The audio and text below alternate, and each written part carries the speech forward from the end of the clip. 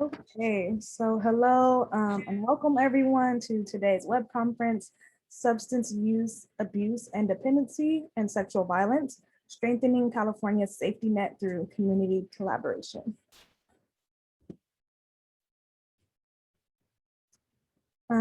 So to introduce myself, my name is Shelby Phillips. I am the Project and Communications Coordinator at Fowler, and my pronouns are she, her, hers. And here today with us is also our facilitator, Sarah, who I will pass the virtual mic and allow her to introduce herself and get us all started today. Awesome. Thank you, Shelby. Hello, my name is Sarah. I use she, her pronouns. I'm a project coordinator with Valerie US, formerly CalCasa. I primarily work on the prevention aspect of our work, but I also have a background in doing sexual assault victim advocacy. I worked with survivors of sexual violence for a long time throughout the phases of the criminal legal process and connecting to resources, and spent a good amount of time working with people who had experienced sexual violence, who also had issues with substance use. So I'm really excited to be here with y'all today and spend some time talking about this topic with y'all.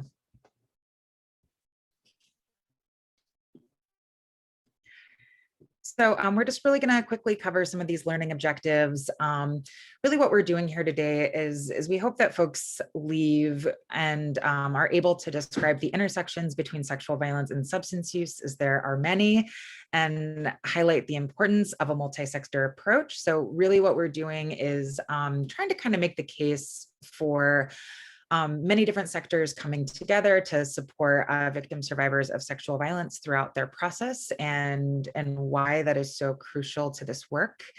We will also be seeking to identify strategies and areas for collaboration between these other sector organizations who are supporting individuals primarily through substance use, and also the sexual assault programs in California who are primarily supporting victim survivors of sexual violence. And lastly, we are going to describe how cross-sector partnerships really increase connection to the community overall, as we think of ourselves as part of the community rather than being separate from or existing outside of the community, and talk about why it's so important that we establish a safety net for vulnerable populations, both for people who use substances and for people who experience sexual violence. Before we get started too, we just wanted to make sure that y'all do what you need to do to take care of yourself.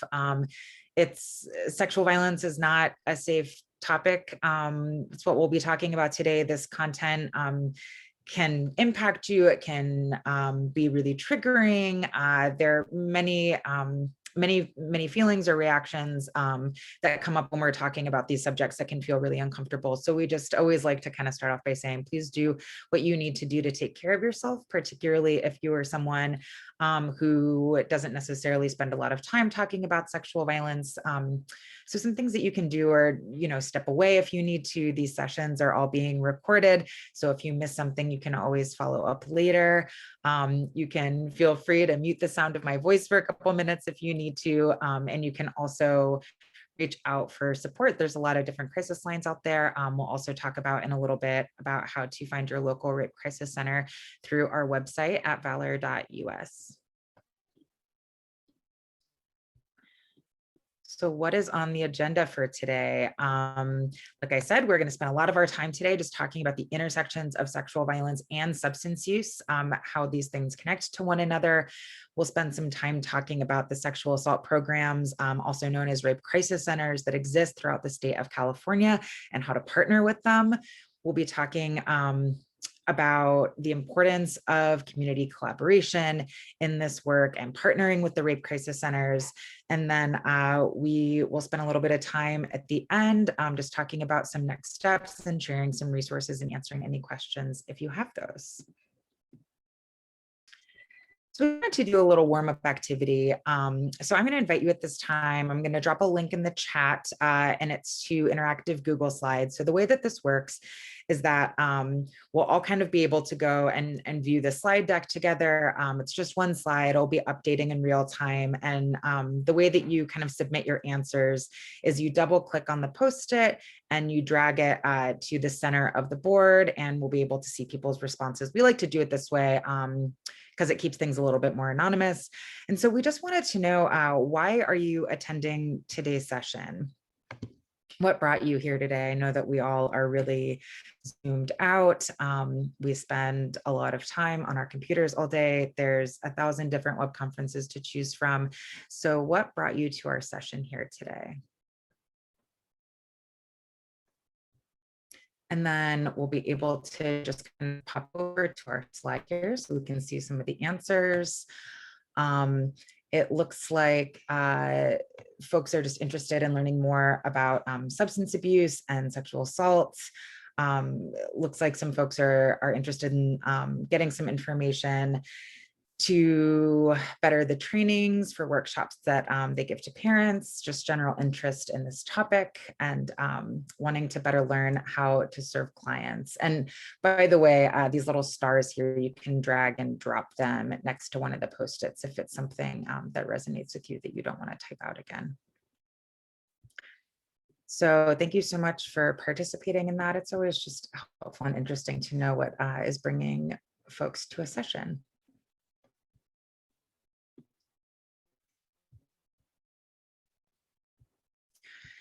So I wanted to share a little bit just from my own experience of working with sexual assault survivors, and kind of make the case for what we're calling collective power, for how we all come together to meet the needs of our community. And in this case, specifically talking about people who have experienced sexual violence and people who use substances. So when I was a young advocate, I had just started out, this was many years ago, I went to a syringe exchange locally. I was kind of building my network, building community partnerships. And when I went to go check out this local syringe exchange, and for those of you who don't know, syringe exchanges exist, I would venture to say in most cities, and it's a harm reduction strategy, which we'll talk about in a little bit. And the folks are able to go, if they are intravenous or IV drug users, they're able to go and exchange syringes so that they'll, their safety or they're safely disposed of.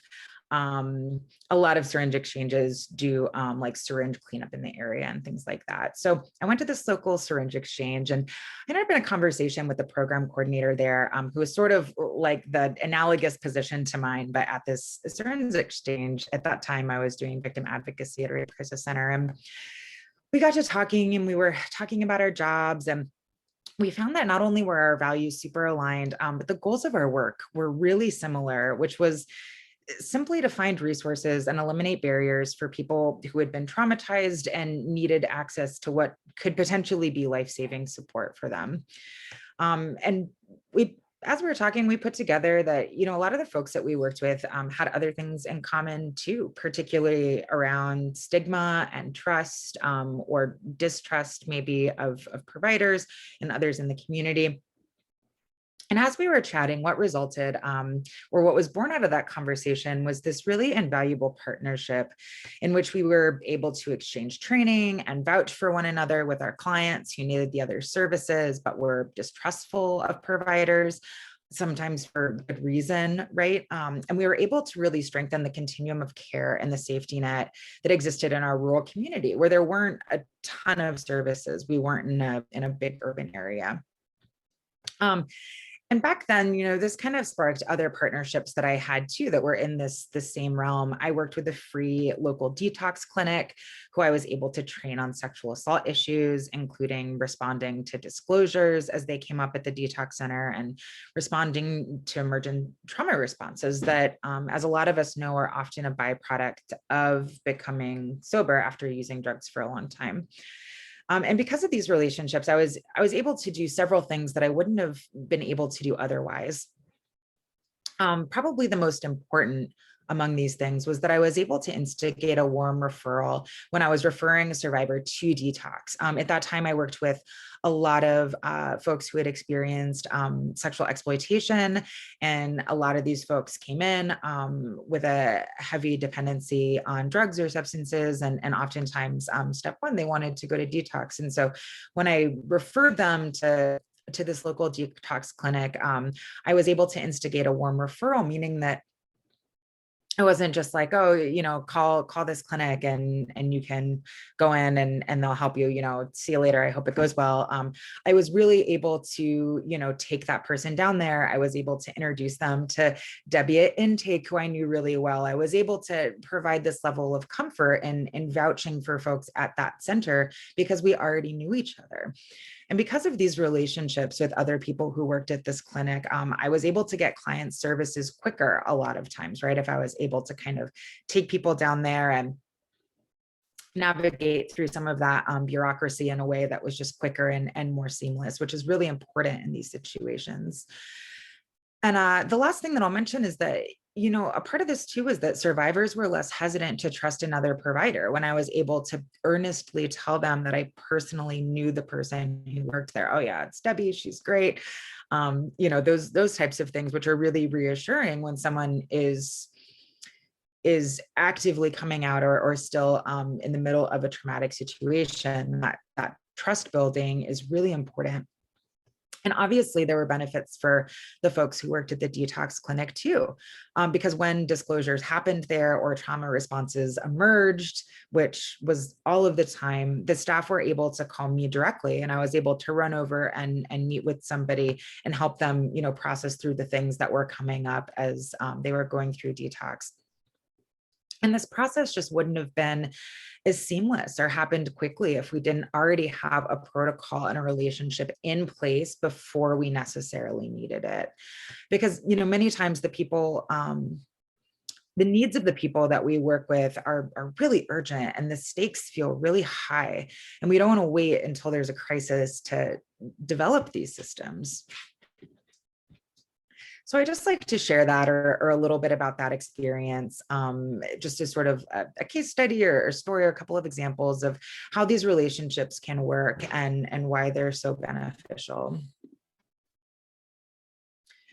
But we're going to back up a little bit and we're going to talk about really what we're talking about when we say substance use. When it comes to using substances or using drugs or alcohol, there's really a very broad spectrum of behaviors or usage that we're talking about, right? And I mean, we know this anecdotally just from our own lives, that some substance use is minimal or occasional, such as a couple of beers after work or smoking a joint before bed. And some substance use is chaotic or habitual, which might mean that, it doesn't necessarily happen that often, but it's really severe when it does. And this is like going out and doing cocaine at a party all weekend or those kinds of behaviors. And other usage is really severe. And this is when people start to function less, maybe overall. It becomes something that they are sometimes physically dependent to. And this is like depending on the substance, right? There's a lot of nuance to all of this, which I always feel like is important to say. And if we're talking about the relationship between substance use and sexual violence, we're actually talking about this whole spectrum of use. So we'll be using this acronym as kind of an umbrella term, the acronym being substance use, abuse, and dependency, or UAD for short, because we feel like this kind of encompasses all of those different types of usage or behaviors associated with that usage. And like I said, the spectrum is really complicated. And it depends on a lot of factors, not only including the type of substance, but just other co-occurring disorders like mental health stuff and trauma and all of that. So we really just want to leave the room for a variety of experiences when we talk about usage. We're not just talking about, drug users who are addicted to opiates and living outside, right? When we talk about severe use or dependency, that's sort of, I think, where people's minds go a lot of the time. But we're actually talking about substances, this, a variety of different types of use and intersecting with all different aspects of somebody's life, right? There's like all of these habits and behaviors and identity factors and all of these different things always happening at once that really inform what our experiences are like or who we are. And so we also wanted to spend a little bit of time talking about kind of the history and culture of addiction treatment, because we think it's important here. Primarily because people who use drugs and struggle with addiction have been stigmatized in the US for a really long time. Substance use goes back a really long time. Since substances even became a thing, people have been using them in various capacities, obviously. And as far as we know, people in the US have been struggling with addiction since the 1700s. Peer healing circles and support groups actually began in indigenous communities in the 1700s, and many of those strategies are still utilized today, which we'll talk about in just a couple minutes. And stigma around drug use has also been happening for a really, really long time. Just as kind of an example of that, in 1910, the US actually passed a law that allowed for people who were addicted to substances to be sterilized. And some of the first detox centers that started popping up in the late 1800s were modeled after these state-run insane asylums. And so they were not nice places that were conducive to healing. Historically, people who use drugs or people who are addicted to alcohol were grouped in with and experienced a lot of similar ableism as people with disabilities. And before insurance began to cover treatment in the 1960s, usually only really wealthy people could access addiction treatment. And some of that is true today, right? How much money you have, how affluent you are, your criminal background, all of these things really do still impact what type of treatment you have access to.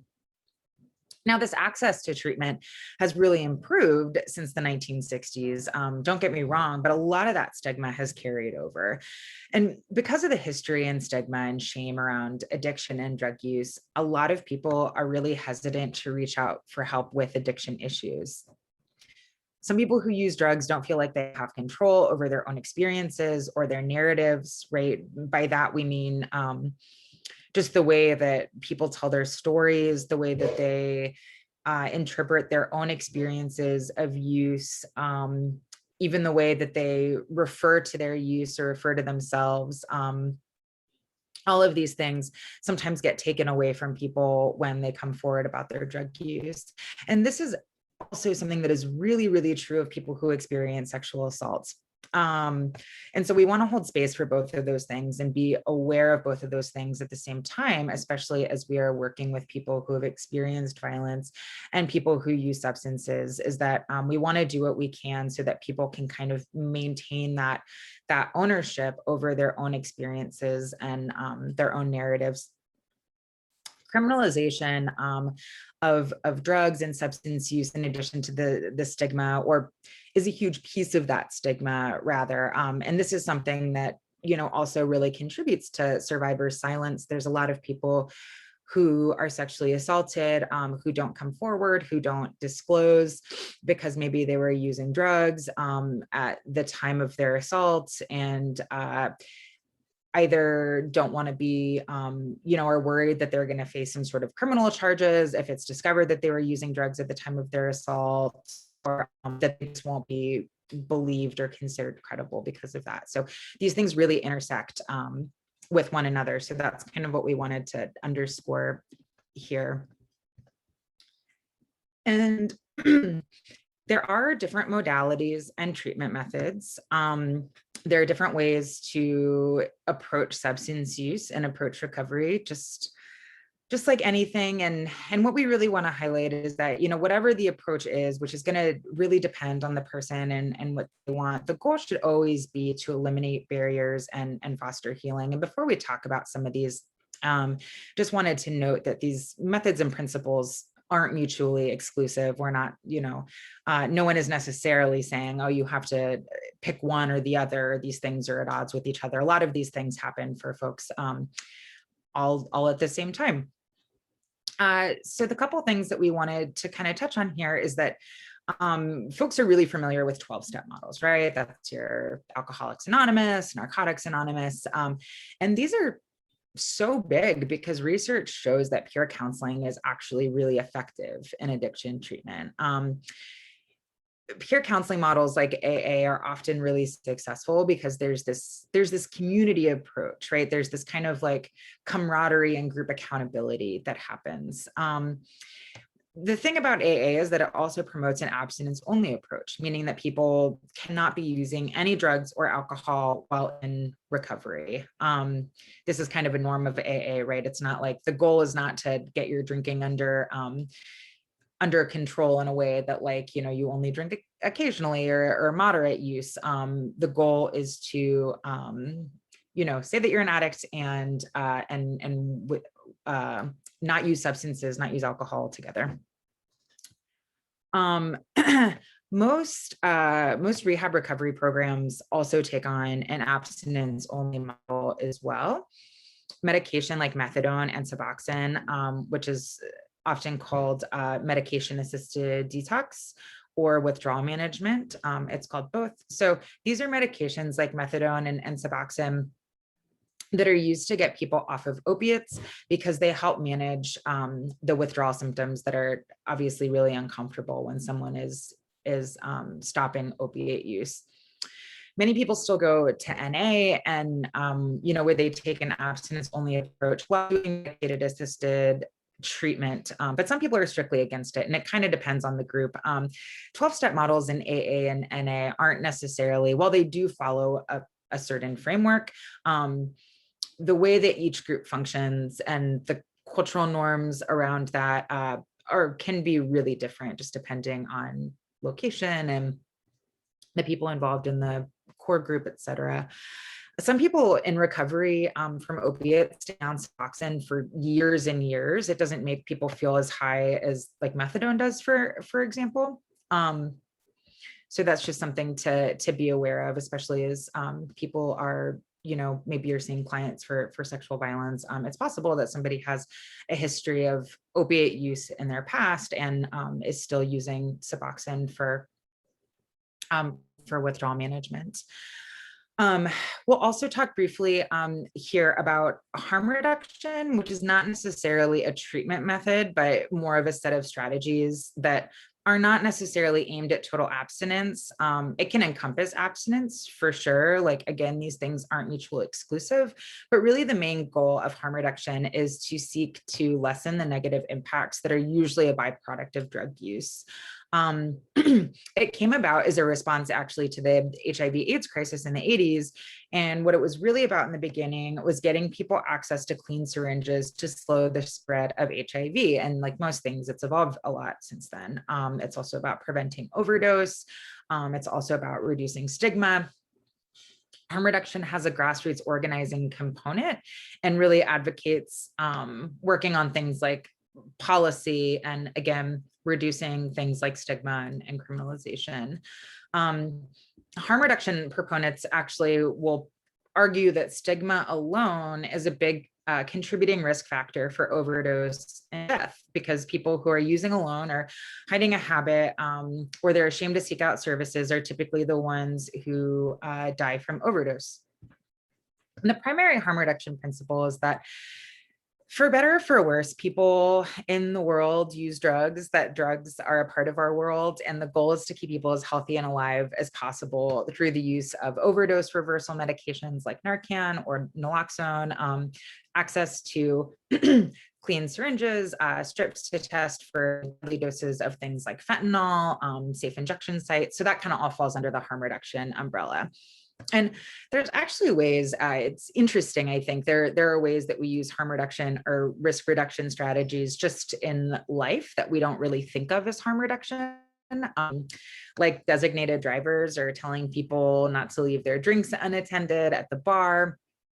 If when you were growing up, if you had any friends whose parents, or maybe these were your parents, let minors drink in their house because, if you're going to do it, I'd rather you be safe and do it here. That's a harm reduction strategy, right? Those are really like the first safe injection sites. There's also a lot of behavioral therapies that are frequently used in addiction treatment. Contingency planning is one of them. It's a type of behavioral therapy where clients are reinforced or rewarded after they kind of provide evidence of positive change. Motivational interviewing is another counseling approach that seeks to change the behaviors by exploring a client's individual motivations for behavior change. So really just about identifying, what works for that person. And just like justice and healing that we promote following a sexual assault, different treatment modalities work differently for different people. Our role as providers is to give people choices and to eliminate barriers. Like I said before, and we'll talk about this a little bit more later, but choice and empowerment are really especially important for people who use substances as a way to cope with past abuse. This is true of people who have experienced sexual violence as well. So we'll talk a little bit about how we can do that through collaboration. And we wanted to give a quick overview of sexual assaults. Sexual violence is a term that we use a lot. So just to clarify what that means, it's an umbrella term that encompasses all forms of unwanted sexualized interaction. There are also many statistics about the prevalence of sexual assault. And while this information is useful for like applying for a grant or writing a paper, it's not really the information that like sticks with people when they're first learning about sexual assault. By now, I think if you are a person in the world, you know that sexual assault is really incredibly common and that the impacts of it can be devastating to the individual and to families and the community at large. But something that you may not know is that certain groups of people are much more likely to experience sexual violence than others. So for example, Indigenous American women are at the greatest risk of experiencing sexual violence, and they also experience the highest number of stranger rapes as well, statistically.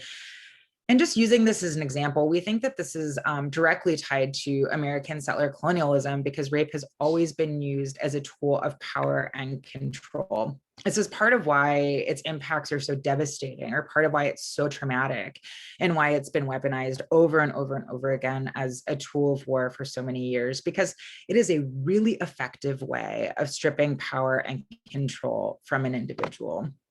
And this can result in a completely decimated sense of safety, especially if the person who raped them is somebody that they know. Trust and boundaries, if this is the case, can become really distorted, resulting in future relationships being super unhealthy, or trouble at work, trouble in family life, etc. And this is because the brain can perceive even a one-time instance of sexual assault as an ongoing threat.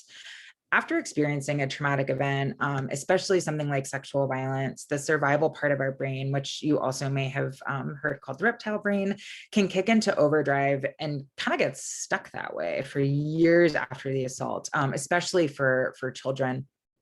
We'll talk about that in a moment. And when our reptile brain kicks on, our neocortex, which is the front part, also known as our thinking brain, just like goes offline, shuts down.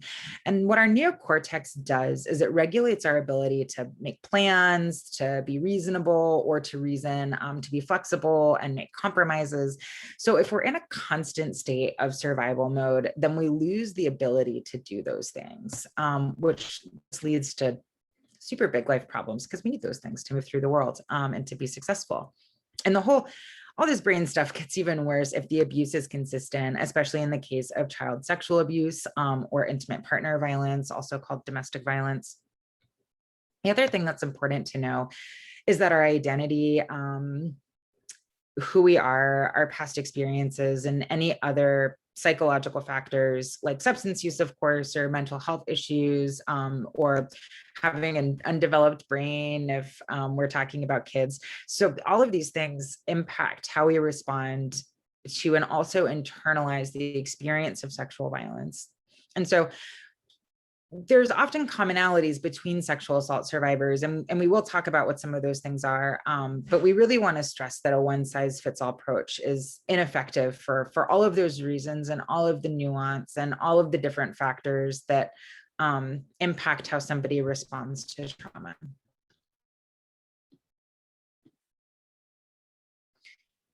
So we are going to watch this short 5-minute video. It's depicting how childhood trauma and abuse can rewire the brain, just to really kind of hone in on some of the points that I was making earlier. So I'm going to go ahead and play that.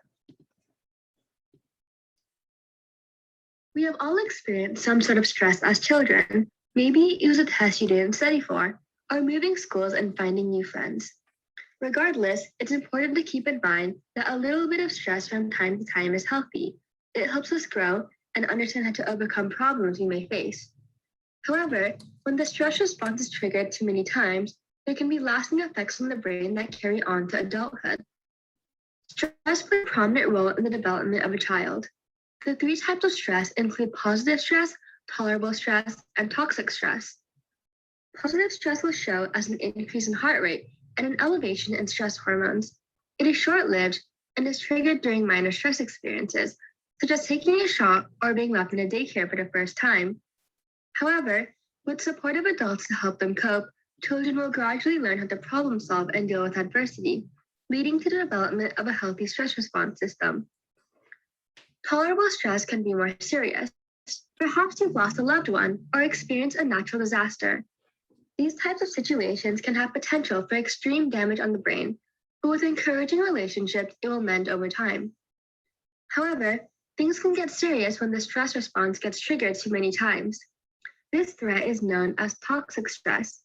It is strong, frequent, and prolonged for a long period of time.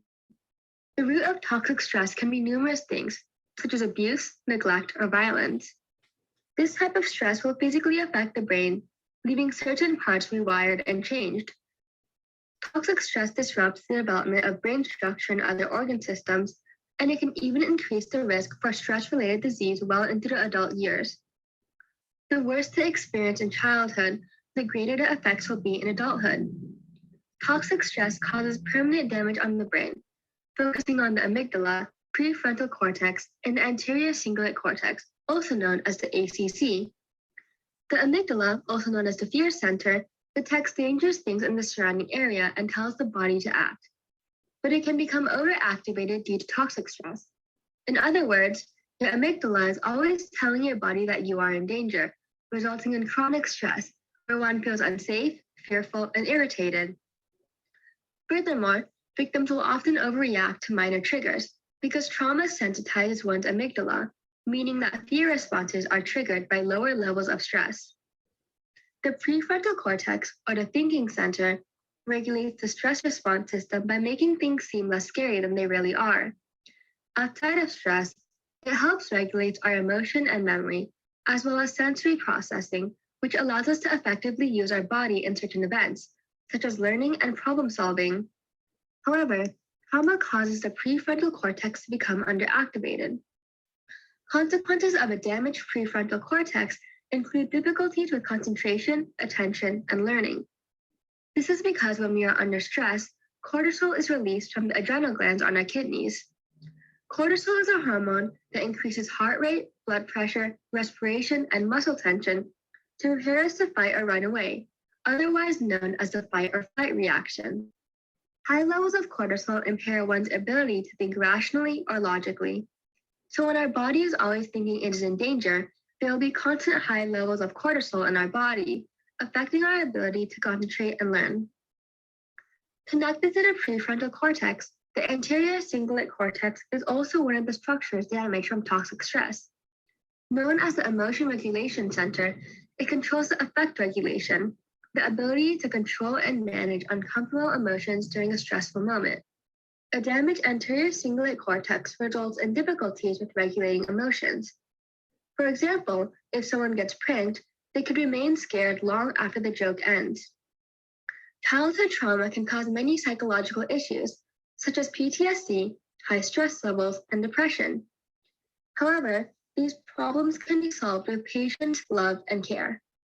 Research indicates that supportive, responsive relationships with caring adults as early in life as possible can help prevent or reverse the damaging effects of toxic stress. One of the safest ways to solve one's trauma is over time. It's a good idea to build confidence progressively and work towards a goal in which one can feel safe again. In addition, patient and loving adults can help relieve toxic stress, as these relationships will help build trust and a sense of community within the child, resulting in them eventually learning how to overcome their trauma. Recovering can be a long and difficult journey, but with enough patient support and care, one can finally be free of that burden. We have all experienced some sort of stress as children. Okay, so we just hopefully that was interesting.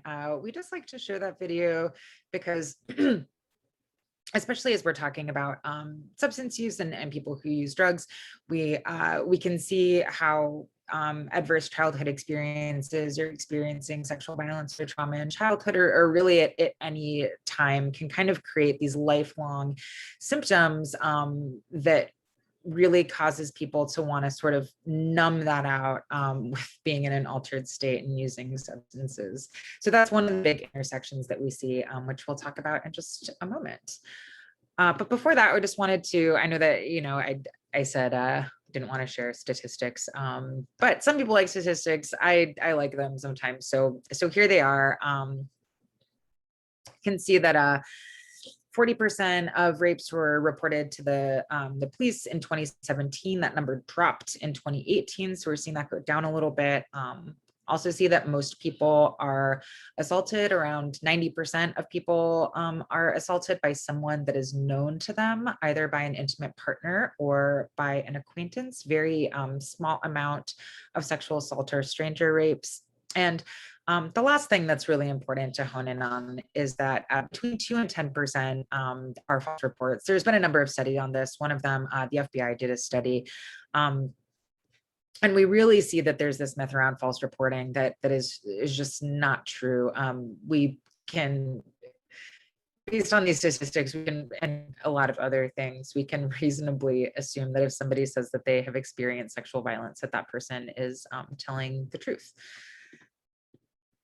So here's some things that we know about substance use and sexual violence. Many of us probably already know that the relationship between substance use and sexual assault is bidirectional, meaning that people who experience sexual violence are more likely to use drugs and alcohol, and that people who use drugs and alcohol are more likely to be sexually assaulted. There's also research that shows that people who are drunk are more likely to be sexually aggressive or violent, which is probably also not surprising. We have to be careful when we talk about this, though, because it's a really slippery slope into blaming people for their own assault, which we've all probably heard some version of before. Oh, they shouldn't have been drinking so much. The watch your drink rhetoric is tied up in that a little bit. But the truth is that anything can make someone vulnerable and put them at a higher risk for sexual assault. Even our identities can make us vulnerable to sexual assault. So that's really important to realize. Things that are out of our control, like our socioeconomic status or our race, especially our gender, all make us more vulnerable to sexual violence. So it's really important that we, don't kind of go down a victim blaming path there. People who use drugs regularly might be targeted because they're less likely to seek help. That's something that we see a lot, kind of going back to what we were talking about with criminalization earlier, right? Is that if somebody is a regular drug user, that person might be less likely to come forward or report or seek supportive services because they were using drugs at the time. And like we have kind of been saying over the last little bit here is that people who have been sexually assaulted or abused often use drugs and alcohol as a coping mechanism. And then here's some other things that we know. We know that there are many things that our fields have in common. That is the field of substance use and abuse and anti-sexual violence field, but we only have so much time together today and in this life. So we will only discuss a few more of these things. Chemical dependency and sexual violence share a lot of the same root causes, meaning that many of the same identity and social factors increase the likelihood of someone becoming substance dependent or being sexually assaulted. In public health, these are called risk and protective factors, which I know that many of you are familiar with, very familiar with. And we won't go into it too much, but simply risk factors are the things about a person's identity, their behaviors, or their social status that make them more vulnerable to negative health outcomes, like either addiction or violence. And like I was saying before, social conditions like poverty and housing instability, identity oppression and discrimination, lack of access to employment or education, lack of access to positive, healthy community are all underlying factors that increase someone's likelihood of addiction or abuse.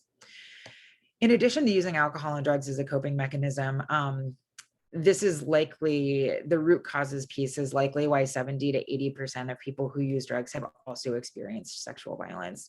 And this is also why this last bullet point here is so pervasive.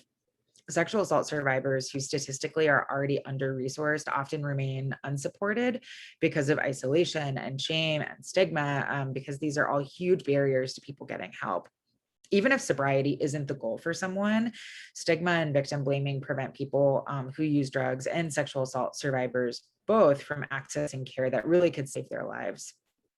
Being distrustful of providers isn't something that's entirely unreasonable either. I think that we probably all know people in our fields who are burnt out and not someone who we would necessarily refer to a loved one who's struggling. Maybe at times we've been that provider ourselves. So this is why it's important for all of us to learn from each other and to encourage each other to really do this piece around strengthening California's safety net for the people that we say that we're in service to. Another consideration here is that the conventional wisdom is that it's not recommended for people who are doing heavy trauma work, or it's not recommended for people to be doing or start doing heavy trauma work when they're going through treatment for substance use, because it could trigger a relapse. But really, a relapse can occur at any time. So the paradoxical question then becomes, should the client work on their addiction in a recovery program before addressing the sexual violence issues, or should the client address the sexual violence issues that trigger the desire to use before addressing the chemical dependency issues? And there's not an answer, but being aware of the consequences of choosing to work on both issues at the same time is something that the provider needs to keep in mind. If a client is trying to get sober, we want to avoid triggering the client to the point where they decide that they need to use. This is why folks need to be carefully assessed before diving into either issue. Some clients might be able to work on both issues at the same time, and some may be too easily triggered to handle one, let alone both stressors. So sexual assault counselors and substance use counselors could really benefit from working together to develop comprehensive treatment plans for clients with these co-occurring needs. And we're just going to look at this quote. This is in the resource section, but I really recommend this document. It's put out by the Texas Coalition Against Sexual Assault. I'm sorry, the Texas Association Against Sexual Assault, which is Texas State Coalition. And the quote says, substance abuse counselor often sees the addiction as the cause of the client's many problems, and the rape crisis counselor often sees addiction as the outcome of sexual abuse. Both statements may be true. What is missing is the in-depth knowledge about the addicted survivor in both fields. What is needed is dialogue between both fields, using tools and skills from both to treat the client holistically. So here's some quick tips for professionals who work with drug users. Before we move on to talking about the function of sexual assault programs, which we will in just a moment, we're going to briefly address some tips for substance use professionals working with survivors of sexual violence. Even if you determine as the provider, like what we just talked about, that doing deep trauma work is not appropriate during substance use treatment, there are still things that you can do to promote healing from sexual violence without directly addressing the issues. You'll probably recognize several of these tips as just best practice standards, but there are a few additional considerations when supporting people who have sustained sexual assault trauma. These are also important because as healing occurs, oftentimes substance use can kind of naturally stabilize, not all of the time, but sometimes it can. Self-education about sexual assault dynamics and trauma symptoms are really crucial here. This is why we discussed the impacts of trauma on the brain a few slides ago. Sexual assault survivors can actually experience a variety of symptoms that they don't even necessarily connect as resulting from the abuse, including their drug use perhaps. So a provider who is familiar with the typical presentation of sexual assault survivors is really essential in helping clients to identify their own triggers and behaviors resulting from the trauma. As providers, we have to build trust with any population, but sexual assault survivors can be especially distrustful, especially if they've experienced abuse by someone who they love and trusted before. As is often the case, as we discussed, trust takes a really long time to build, but it can be broken in an instant. That's kind of one of the tricky things about it. It's also not a place where you just arrive, right? It requires this constant nurturing. And part of that is being aware of power dynamics, including gender and race and class status. It might be more difficult to build trust if the person perceives you as sort of like flexing your power over them, or if you share an identity with the person who harmed them, for example, like a white male provider and a Black woman survivor. Too many providers, I think, are really unaware of these social power dynamics and can't seem to figure out why they can't build trust with their clients. So our mantra kind of needs to be power with instead of power over, is our guiding principle with trust building. Another part of how trust is built with sexual assault survivors is by offering and affirming choices as often as you possibly can. And sometimes this might mean taking more of like a harm reduction approach rather than forcing an abstinence only approach, again, depending on the person. Returning a sense of power and control to someone who's been traumatized by sexual violence is really key to not only building trust, but also to healing and to ultimately lessening dependency on substances, if that's our goal. And this includes holding and respecting really good boundaries. If a client tells you, I'm not trying to talk about X right now, I'm not trying to do Y right now, the proper response 90% of the time is, okay, great, thanks for letting me know. Offering choices in both small and big ways, if you can actually be really huge in building rapport. So small things like asking someone where they would like to sit or what their own treatment goals are really helpful to kind of support someone in regaining a sense of control over their own life experiences and fostering ownership over their own destiny. People, especially sexual assault survivors, really need their choices affirmed in order to feel like active stakeholders in their own well-being. And I don't know that this is something that we actively do all the time, especially when we see people who are using substances as people who are making bad choices. Kind of in that same vein, Believe Survivors is not just a popular hashtag that you see on social media. It's an actual thing that we should be doing.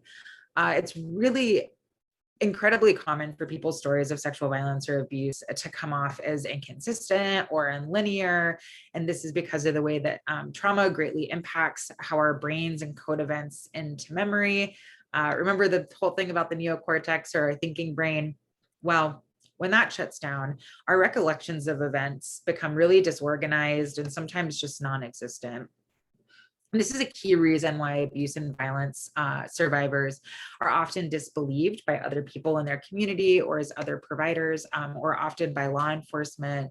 So as caregivers, we are not investigators. If you as a provider become suspicious of someone's reports of abuse, really, I would just encourage you to ask yourself, is proving or disproving that really relevant to their treatment? Letting a client set their own pace or following their lead is a really important component of letting people regain control over their lives after sexual assault. A lot of times we set arbitrary dates for milestones, or our programs are only available for X many days or whatever the case may be. But allowing a person who's experienced sexual trauma to go at their own pace and to do the work on their own time really builds greater resiliency in the long run, because we're not always going to be there. And we'll talk about this more in the next section, but connecting clients to other resources really increases the support system. So housing and food and other artifacts of stability are really essential for folks to feel safe and secure enough to move through that trauma.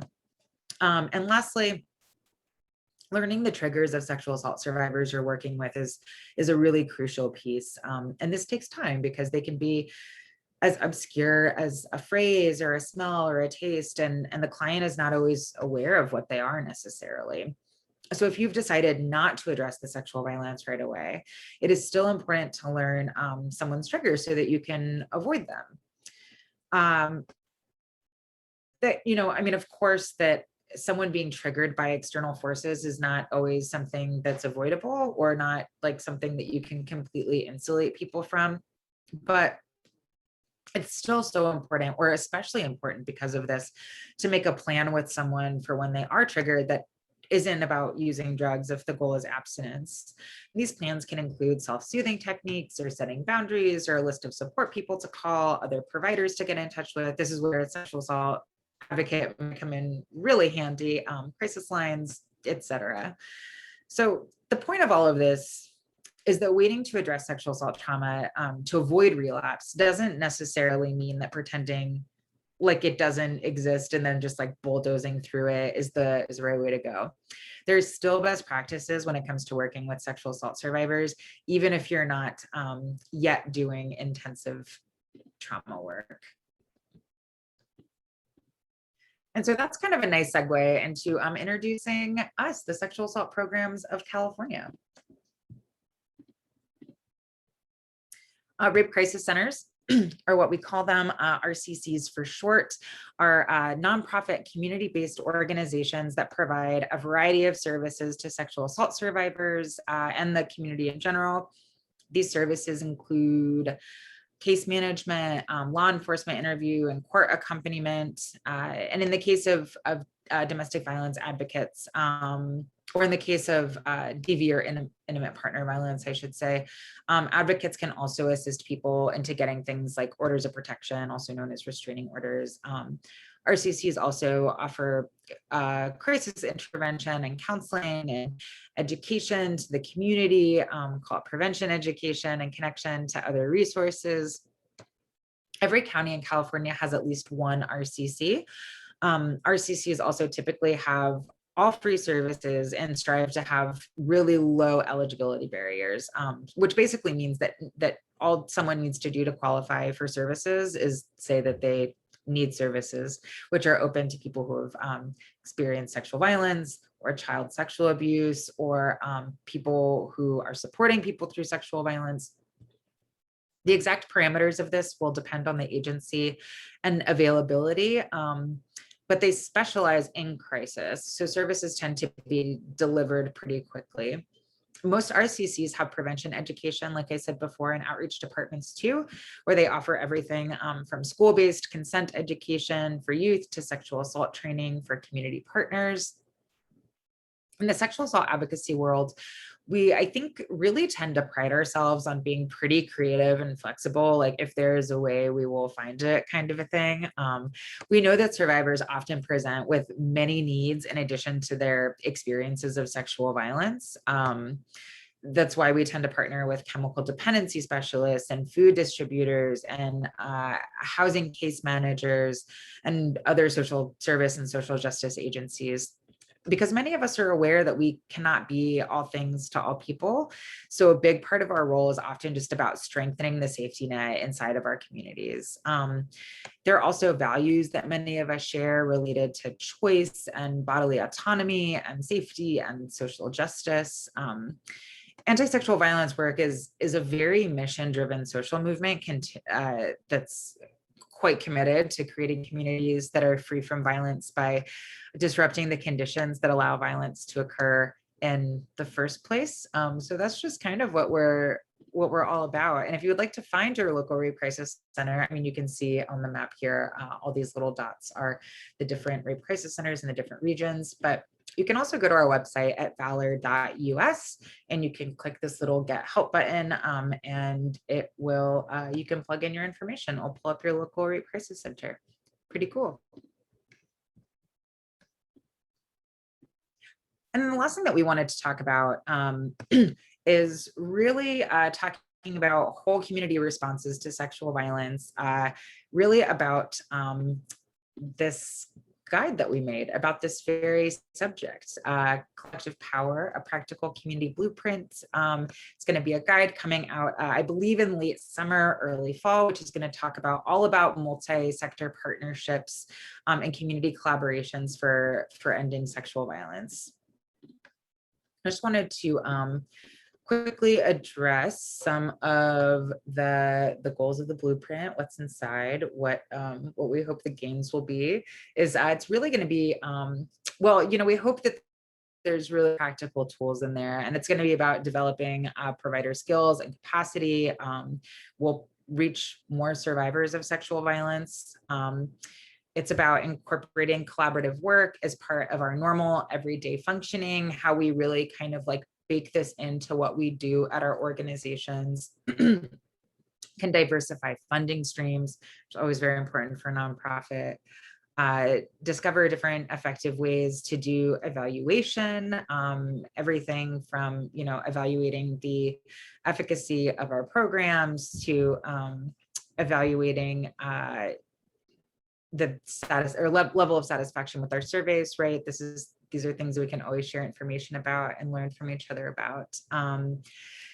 This guide is really about being proactive and seeking opportunities for innovation and for more inclusive work. We tend to be very siloed in our sectors a lot of the time. And so really what we're advocating here is kind of like I said at the very beginning, not waiting until there's a crisis or until we feel like we really need a partnership to make that partnership happen, but rather doing what we can to build in those support systems before we really need them, so that they're there when we inevitably do.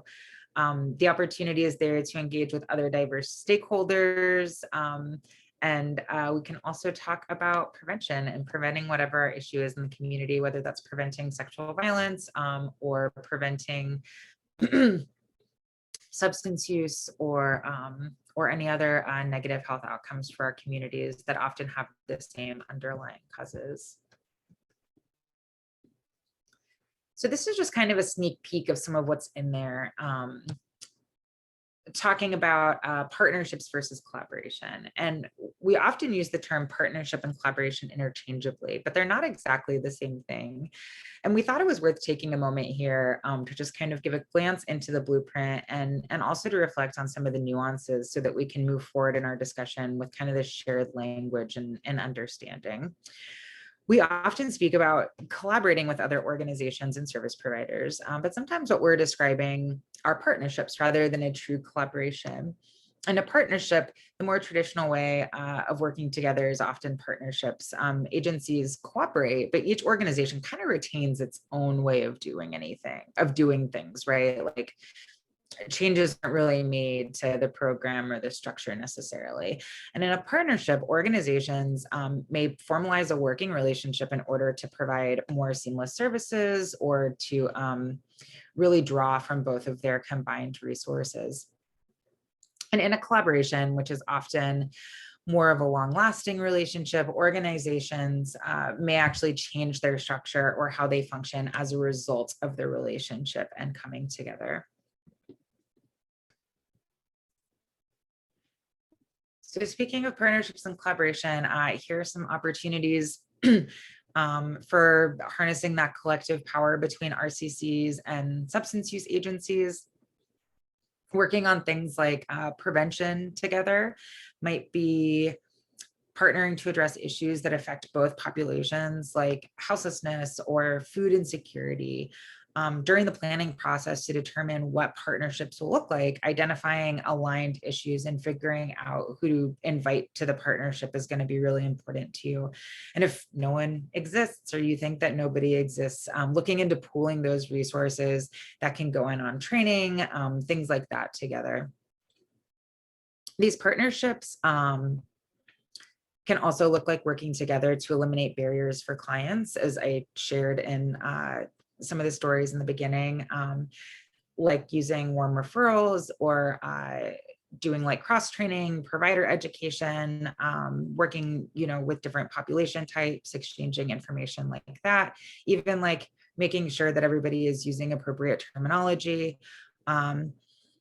making sure that choice and agency are being respected, and working to address just basic needs like food and shelter, which are usually needs of most populations that we'll be working with. Sexual violence survivors sometimes feel like they have to choose between services. I will never forget, I had a client one time who was seeing me and seeing a bunch of other people in the community, and we were just not coordinating very well. And, the survivor would come to see me, and I would say, oh, how did it go with the, housing case manager person? And the survivor would just be like, don't you people talk to each other? No, we don't, but we should. That would be nice. So that's kind of what we're advocating here. And here are just some other considerations for partnerships, and the blueprint goes into all of this in a lot more depth, but some things that we wanted to lift up is making sure that people are aware of power dynamics. Not all agencies have the same amount of power and pull and resources and standing in the community.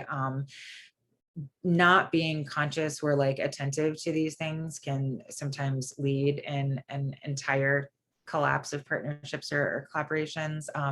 Make sure whatever your processes are, that they match your values. It's always worth having a conversation about aligned values for this reason. Make sure that things feel sustainable. Can we do this long term? Will the resources that we're using on this particular thing be able to last us long term? And if not, what is our plan for when these resources run out, if that's something that we think is going to happen? And then lastly, I don't think that we say it enough, managing conflict and creating mechanisms for feedback is really important. We oftentimes think if, we just have aligned values, and if, we're on the same page about everything, there's not going to be conflict. There's not going to be a situation in which we want to provide feedback to anyone. But oftentimes, even if we're super aligned in our values and in other ways, it's just it's not always the case. Sometimes conflict happens. We want to talk about that on the front end. So we are going to spend time having a little bit of discussion. We just kind of encourage you to think about these questions on your way out. As you move forward in your day, think about, how is this information landing? What are some of the next steps that you can take to strengthen the safety net in your community? And that's it. We'll drop a link to the survey in the chat. We really appreciate you joining us today. We really appreciate your time. And we will send out these slides. And here are a list of resources if you are interested and would like to do some further reading. There's some videos and other web conferences in here too. So yeah, go ahead and take a look at these. And again, we will send them out. Thank you for joining us today.